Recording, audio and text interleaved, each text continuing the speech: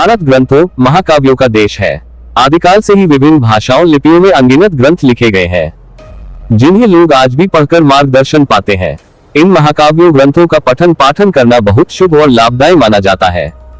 लेकिन हमारे देश में एक ऐसा शापित ग्रंथ भी हुआ है, जिसके बारे में कहा जाता है कि उसे पढ़ने वाले व्यक्ति की या तो मौत हो जाती है या वो पागल हो जाता है।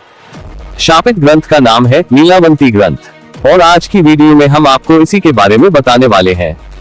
नीलावंती ग्रंथ को एक नीलावती नाम की ही यक्षिणी ने लिखा था, लेकिन उसने इसे लिखने के बाद किसी कारणवश श्राप दे दिया था कि जो भी व्यक्ति इस ग्रंथ को बुरी नीयत के साथ पढ़ेगा उसकी मृत्यु हो जाएगी, और अगर कोई भी व्यक्ति नीलावंती ग्रंथ को अधूरा पढ़ेगा तो वह व्यक्ति पागल हो जाएगा, उसका मानसिक संतुलन बिगड़ जाएगा। नीलावंती ग्रंथ को लेकर धारणा आमतौर पर महाराष्ट्र समेत दक्षिण भारत में बहुत ही प्रचलित है। अब ऐसे में सवाल यह उठता है कि इस ग्रंथ में आखिर ऐसा क्या है, या ये ग्रंथ किस बारे में है जो इसे नीलावंती ने लिखने के बाद शाप दे दिया था। इसका जवाब है कि यह एक ऐसा ग्रंथ है जिसके अध्ययन से व्यक्ति पशु पक्षियों से बात करने में सक्षम हो सकता है, या किसी गड़े हुए खजाने के बारे में पता लगा सकता है। वहीं कुछ कथाओं में ऐसा भी वर्णन है कि इसे पढ़ने से भूत प्रेत की भाषा के बारे में भी जान सकते हैं, लेकिन इस ग्रंथ को मिले श्राप के कारण ऐसा कभी संभव ही नहीं हो पाता है।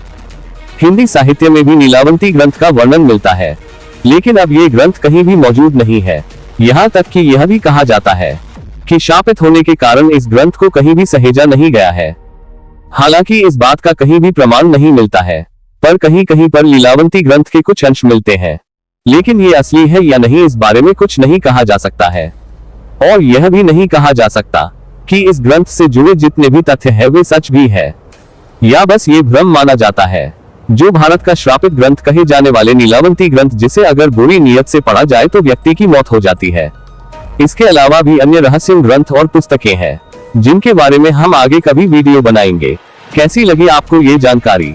मिलते हैं अगली किसी रहस्यमय जानकारी के साथ। तब तक के लिए ओम नमः शिवाय। जय मां काली।